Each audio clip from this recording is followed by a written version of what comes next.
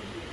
అంటే అప్పసం మనకేమి అందరికీ ఇక్కడ పోయినాం మనం గర్వాపసి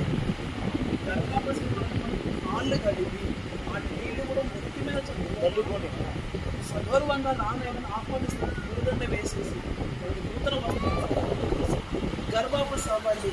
స్వధర్మం తెలుసుకోండి. చైతన్యవంతులు మన ధర్మమేమో